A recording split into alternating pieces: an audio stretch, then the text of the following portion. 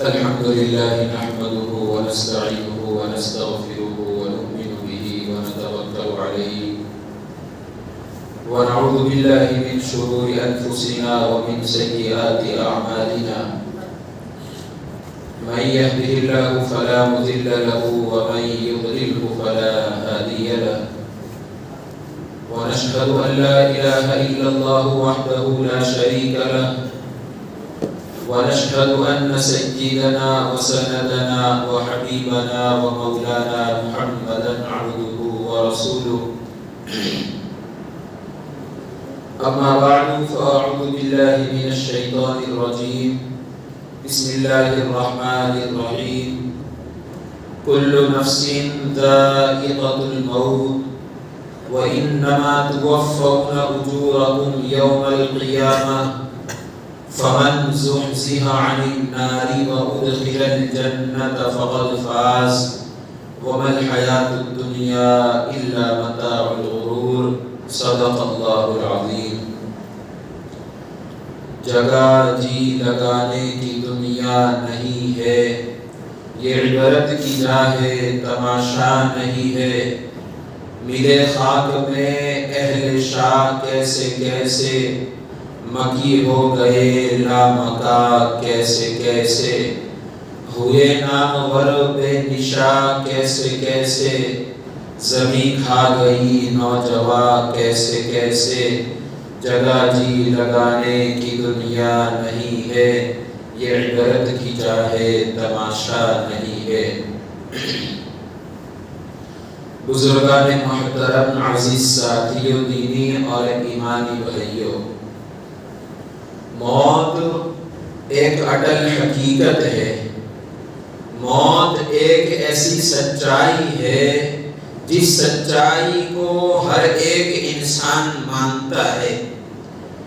کوئی بھی فرقہ اس کا انکار نہیں کرتا، چاہے وہ مسلمان ہو، یہودی ہو، نصارہ ہو، یہاں تک کہ کافر اور مشرک بھی موت کو یقینی مانتا ہے کہ موت ایک دن آنی ہے. اور جب موت آئے گی تو ساری چیزیں انسان کی چھوٹ جائے گی، انسان اکیلا دنیا سے جائے گا.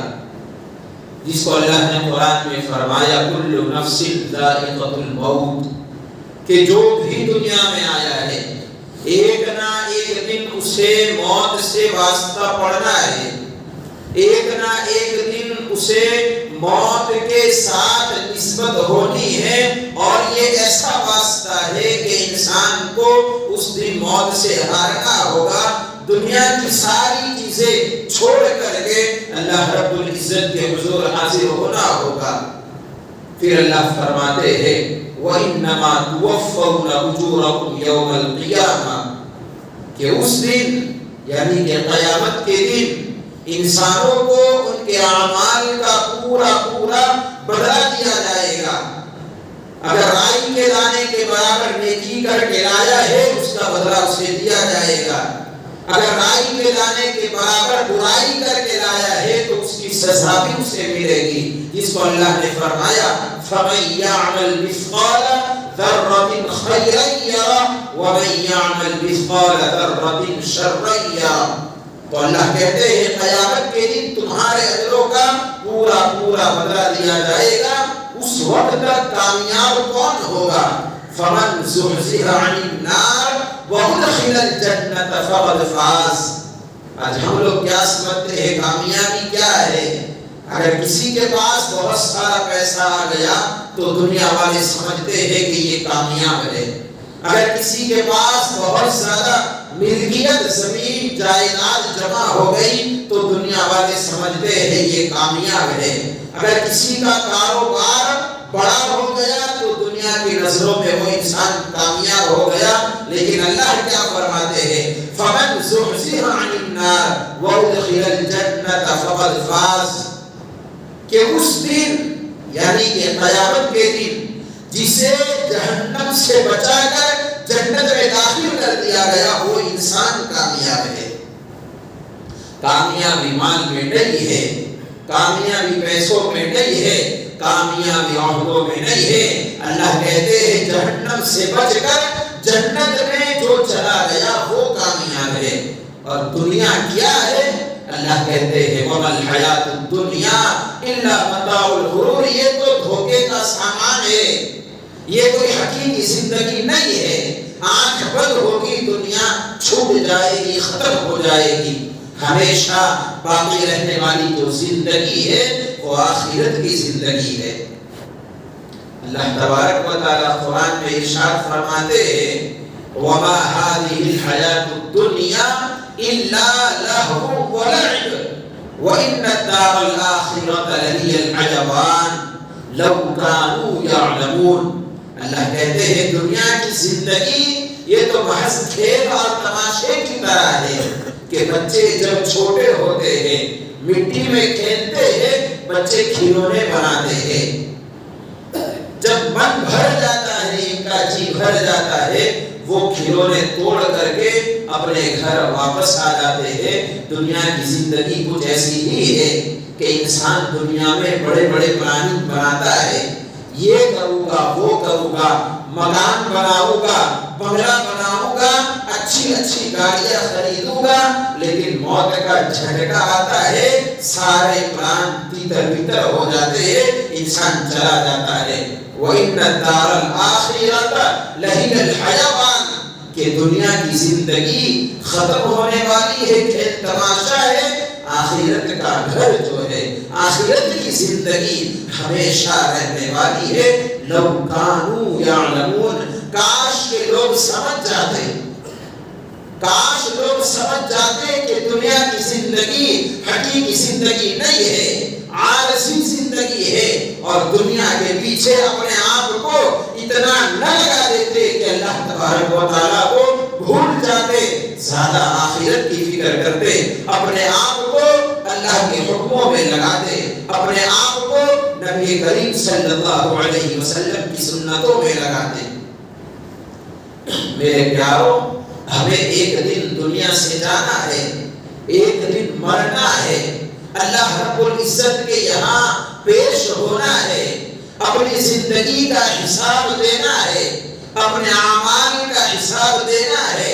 اللہ قرآن میں فرماتے ہیں فَإِذَا جَاءَ أَجَلُهُمْ لَا يَسْتَأْخِرُونَ سَاعَةً وَلَا يَسْتَقْدِمُونَ کہ موت آ جائے گی، انسان کو جو ہے ایک پل کا بھی موقع نہیں ملے گا، نہ ایک گھڑی آگے نہ ایک گھڑی پیچھے. اسی وقت موت انسان کو لقمہ بنا کر کے لے جائے گی. پھر وہاں کیا ہوگا؟ اگر اس کے پاس اچھے اعمال ہے تو وہ اعمال کام آئیں گے، اور اگر اچھے اعمال نہیں ہے، دنیا میں رب کو ناراض کر کے زندگی گزاری ہے، دنیا میں گناہوں والی زندگی گزاری ہے، اللہ کو ناراض کیا ہے، اللہ کے حکموں کو توڑا ہے، نبی کریم صلی اللہ علیہ وسلم کی سنتوں کو چھوڑا ہے، میرے پیاروں پھر سمجھو آخرت برباد ہو جائے گی. موت کے بعد کی زندگی بڑی سخت ہے ان لوگوں کے لیے جو اللہ کو ناراض کر کے زندگی گزارتے ہیں. قبر کا مرحلہ بڑا سنگین ہے. انسان جب مر جائے گا، قبر میں اسے رکھا جائے گا، فرشتے آئیں گے، اسے پوچھے کہ بتاؤ رب کون ہے، نبی کون ہے، دین کیا ہے. میرے پیاروں، آج جو ہم زندگی گزار رہے ہیں اللہ کو بھول کر، نبی کو بھول کر، بھلا بتاؤ ہم کیسے فرشتوں کے سوالوں کے جوابات دے پائیں گے؟ کیا ہم نے کبھی یہ سوچا کہ ہم لوگوں کی انتقال کی خبریں سنتے ہیں، لوگوں کی میت کی خبریں سنتے ہیں، ہم واٹس ایپ پر میسج پڑھتے ہیں کہ فلاں ابن فلاں کا، فلاں بنت فلاں کا انتقال ہو گیا، اتنے بجے جنازہ ہے. لیکن کیا کبھی ہم نے یہ غور کیا کہ ایک دن وہ بھی تو آنا ہے کہ اسی طرح میرا بھی اعلان ہوگا، اسی طرح جو ہے میری بھی خبر دی جائے گی، لوگ میری خبر دیں گے کہ اس کا انتقال ہو گیا ہے، اتنے بجے جنازہ ہے. ہم دیکھتے ہیں کہ جو مر گیا ہے، مرنے والے کو لوگ غسل دے رہے ہیں، کفن پہنا رہے ہیں. کیا ہم نے کبھی یہ سوچا کہ ایک دن ایسا بھی آئے گا کہ مجھے بھی لوگ غسل دے گے آخری، مجھے بھی کفن پہنائے گے۔ ہم دیکھتے ہیں کہ مرنے والے کو 4 کندھوں پر اٹھا کر لوگ لے جاتے ہیں قبرستان کی طرف۔ کیا ہم نے سوچا کہ ایک دن وہ بھی آنا ہے کہ ہمارے ساتھ ایسا ہوگا کہ ہم مر جائیں گے، لوگ ہمارا جنازہ 4 کندھوں پر اٹھا کر قبرستان کی طرف لے جائیں گے اور قبر کے حوالے کر دیں گے۔ وہاں کوئی چیز دنیا کی کام نہیں آئے گی، نہ اولاد کام آئے گی، نہ ماں باپ وہاں کام آئے گے، نہ دوست احباب کام آئے گے، نہ رشتے دار کام آئے گے۔ وہاں تو اگر کوئی چیز کام آنے والی ہے، ان الذین آمنوا وعملوا الصالحات، ایمان ہوگا، اچھے اعمال ہوگے تو خبر کے اندر وہ تمہارے لیے راحت کا ذریعہ بنیں گے، وہ تمہارے لیے آسانی کا، چین سکون کا ذریعہ بنیں گے۔ اگر اچھے اعمال نہیں ہے تو سوائے عذاب کے، سوائے پریشانی کے، سوائے تکلیف کے، سوائے اذیت کے کچھ نہیں ہوگا۔ ارے قبر تو وہ ہے کہ جب اس کے پاس ابو بکر صدیق جیسے صحابی جاتے، عمر فاروق جیسے صحابی جاتے تو قبر کو دیکھ کر رو دیا کرتے تھے، اور اتنا روتے کہ داڑھی مبارک تر ہو جاتی، آنسوؤں سے بھیگ جاتی، اور کہتے کہ یہ آخرت کی منزلوں میں سے سب سے پہلی منزل ہے، اگر یہاں کامیاب ہو گئے تو دوسری منزلوں میں کامیاب ہوتے چلے جائیں گے۔ ہم نے کیا فکر کی قبر کی، ہم نے کیا فکر کی آخرت کی؟ کہیں ایسا نہ ہو کہ ہم اپنی عیاشی میں زندگی گزارتے رہے، گناہوں میں زندگی گزارتے رہے، اچانک موت کا حملہ ہو اور دنیا سے چلے جائے۔ شاعر کہتا ہے موت ٹھہری آنے والی آئے گی، جان ٹھہری جانے والی جائے گی، روح رگ رگ سے نکالی جائے گی، ایک دن تجھ پر خاک ڈالی جائے گی۔ ہاتھی جیسوں کو پچھاڑا موت نے، کھیل کتنوں کا بگاڑا موت نے، قبر میں میت اترنی ہے ضرور، جیسی کرنی ویسی بھرنی ہے ضرور۔ ایک دن مجھے بھی دنیا چھوڑ کر کے جانا ہے، ایک دن آپ کو بھی دنیا چھوڑ کر کے جانا ہے، لیکن دنیا چھوٹتے وقت خوش کون ہوگا اور ناراض کون ہوگا؟ دنیا چھوٹتے وقت جو انسان مسکرا رہا ہوگا، جو انسان خوش ہوگا، وہ ہوگا جس نے اپنی زندگی اللہ کے حکموں پر گزاری ہے، جس نے زندگی نبی کے طریقوں پر گزاری ہے۔ حدیث پاک میں آتا ہے اللہ کے حبیب صلی اللہ علیہ وسلم نے ارشاد فرمایا انتقال جب ہوتا ہے تو انتقال کرنے والے شخص 2 ہوتے ہیں۔ ایک تو وہ ہوتا ہے کہ جب اس کا انتقال ہو جاتا ہے تو وہ لوگوں سے کہتا ہے کہ میرا جنازہ جلدی اٹھاؤ، قبر میں مجھے جلدی لے جاؤ، اس لیے کہ قبر میں میرا استقبال کرنے کے لیے فرشتے تیار ہیں، قبر میں میرے لیے پھول تیار کر کے بیٹھے ہیں، میرے لیے گلدستے تیار ہیں، میری قبر میں جنت کی کھڑکیاں کھلی ہوئی ہے۔ اور ایک وہ شخص ہوتا ہے کہ وہ لوگوں سے چیخ کر چلا کر کے یہ کہتا ہے کہ تم مجھے قبر میں نہ لے جاؤ، تم مجھے قبر کے حوالے نہ کرنا، اس لیے کہ اس قبر میں میرے لیے آگ جل رہی ہے، آگ کے شعلے بھڑک رہے ہیں، قبر میں سانپ مسلط کیے گئے ہیں، بچھو ڈالے گئے ہیں، تم مجھے اس قبر میں دفن کرو گے تو میرا کیا ہوگا؟ میرے پیارو، اس لیے ہم ایسے بنے کہ جب ہمارا انتقال ہو جائے، ہماری میت پر لوگ رو رہے ہو لیکن ہم مسکرا رہے ہو، اس لیے کہ اللہ تبارک و تعالیٰ نے ہمارے لیے قبر میں راحت کے، اطمینان کے، چین کے اسباب پیدا کر دیے ہو۔ یہ دنیا فانی ہے، کل من علیہا فان وَيَبْقَى وَجْهُ رَبِّكَ ذُو الْجَلَالِ وَالْإِكْرَامِ۔ دنیا ختم ہو جائے گی، ہر چیز ختم ہو جائے گی، کچھ کام آنے والا نہیں ہے۔